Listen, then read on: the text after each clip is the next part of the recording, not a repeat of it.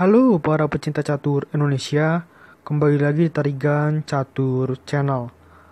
Kali ini Tarigan Catur akan menampilkan partai yang sangat menarik yang Tarigan Catur beri judul Jadi Pengalaman Berharga Grandmaster Novendra Priasmoro tanding lawan komentator chess.com paling jago. Oke, mengenai informasi pertandingan lebih detail, mari kita simak dalam layar berikut. Ya, pertandingan ini tersaji dalam salah satu pertandingan di aplikasi chess.com yang berlangsung pada tanggal 24 Desember 2020 sekitar pukul 13.26 waktu Indonesia Barat siang. Pertandingan ini melibatkan pertarungan antara Grandmaster muda asal Indonesia yaitu Novendra Priasmoro menghadapi perlawanan dari top 10 Amerika Serikat yang juga merupakan salah satu komentator di chess.com yaitu Grandmaster Daniel Naroditsky. Oke, tanpa berlama-lama, langsung saja kita masuk ke papan untuk melihat sengitnya pertarungan antara kedua pemain. Di sini, Grandmaster Novendra Priasmoro menggunakan catur buah putih dengan rating chess.com 2509 dan rating FIDE 2502 menghadapi perlawanan dari Grandmaster Daniel Naroditsky yang memiliki rating chess.com 3047 dan rating FIDE 2521.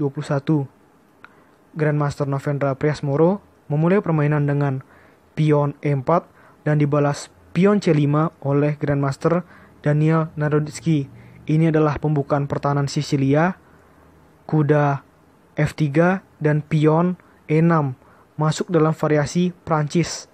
Masih dalam pembukaan pertahanan Sisilia, pion D4, pion C pukul D4, kuda pukul pion di D4, kuda F6 mengancam pion, kuda C3 melindungi pion, kuda C6 mengajak pertukaran kuda, dan di sini masuk ya dalam variasi 4 kuda, masih dalam pembukaan pertahanan Sisilia.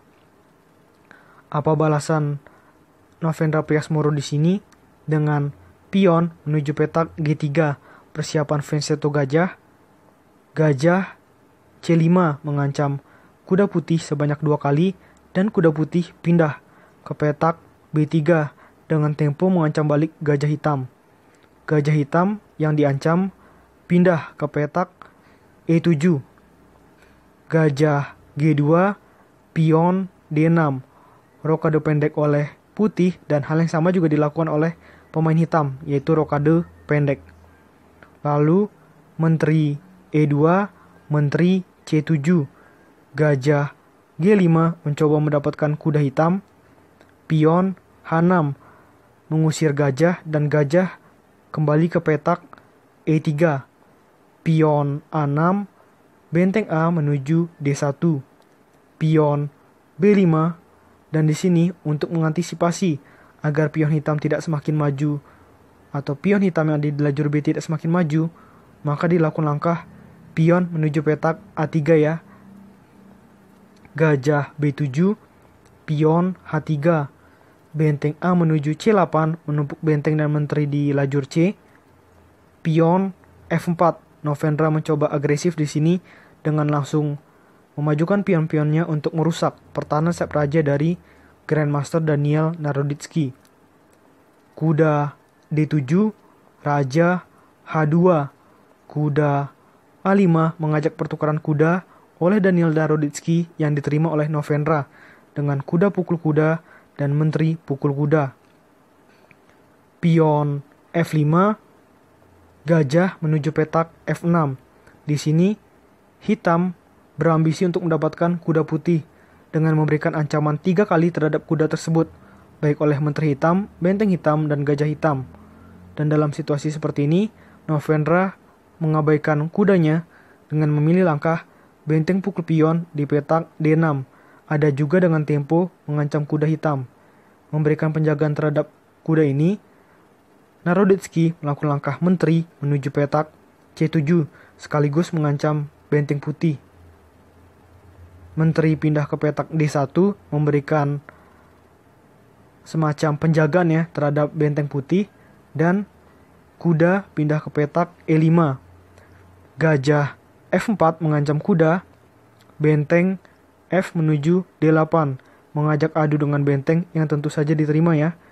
Dengan benteng pukul benteng di petak D8 dengan tempo skak, benteng pukul benteng di petak D8 mengancam menteri, dan menteri pindah ke petak H5. Menteri E7, pion F pukul E6 dan menteri pukul pion di petak E6. Kuda D5 mencoba mengancam gajah hitam, namun di sini tidak ingin gajah hitam petak gelapnya hilang, maka Daniel Narodsky lebih memilih langkah gajah pukul kuda, pion pukul gajah, dan menteri pindah ke petak D6, karena pion ini masih dijaga oleh gajah putih ya. Benteng E1 mencoba mengancam kuda hitam sebanyak 3 kali, baik oleh gajah, menteri, dan benteng. Oleh karena itu, di sini Daniel Narodsky melakukan langkah benteng menuju petak E8 melindungi kuda tersebut. Raja H1, benteng E7, pion B3, pion G5 mengancam gajah. Gajah C1, raja G7, gajah B2, kuda G6. Gajah pukul gajah di petak F6 dengan tempo skak, dan menteri pukul gajah. Benteng pukul benteng di petak E7, dan kuda pukul benteng. Raja H2, menteri E5, menteri F3, kuda F5. Pion C4, pion B pukul C4, dan pion B pukul C4. Dalam situasi seperti ini, sebenarnya pertandingan masih imbang ya. Namun nanti beberapa langkah kemudian, Novendra banyak melakukan langkah lemah yang membuat Daniel Narodsky lebih mudah untuk mencapai kemenangan. Kita lanjutkan. Pion menuju petak H5, dan disinilah mungkin inilah merupakan kesalahan dari Novendra Priasmoro dengan melakukan langkah pion C5. Dalam situasi seperti ini, analisa komputer menyebutkan bahwa ada langkah lebih baik selain pion menuju petak C5, yaitu dengan melakukan langkah pion D6 dengan cara atau dengan tempo mengorbankan pion. Namun jika ini yang dilakukan, maka menurut analisa komputer lanjutannya akan seperti ini. Pion H4, pion D7, pion H pukul G3 dengan tempo skak, raja H1, kuda H4 mengancam menteri dan gajah, menteri D1, menteri B2 ada ancaman skakmat di petak G2, menteri G1, menteri D2, gajah D5, pion G2 skak, gajah pukul pion, menteri pukul pion, dan seterusnya ya. Dalam situasi seperti ini jelas kedua pemain masih berimbang karena memiliki perwira dan jumlah pion yang sama. Namun karena melakukan langkah pion C5 ini adalah blunder yang membuat Daniel Narodsky langsung lebih unggul secara permainan ya. Apa balasan Narodsky di posisi seperti ini? Dengan pion H4 dengan balasan yang hampir sama ya. Namun perbedaannya adalah pion putih yang ada di lajur C dan D ini menjadi sangat lemah. Pion D6, pion H pukul G3 dengan tempo skak, raja H1, kuda H4 mengancam menteri dan gajah, dan menteri pindah ke petak D1. Menteri pukul pion, pion D7. Ceritanya adalah untuk memajukan pion untuk promosi menjadi menteri. Namun tampaknya ini sudah terlambat bagi Novendra Priasmoro, karena pion putih tersebut tidak akan bisa promosi. Karena hitam melakukan langkah menteri menuju petak F2. Ada ancaman skakmat terhadap gajah putih. Oleh karena itu, menteri harus melindungi ya dengan pindah ke petak F1, dan menteri menuju petak D2 mencoba mengancam pion.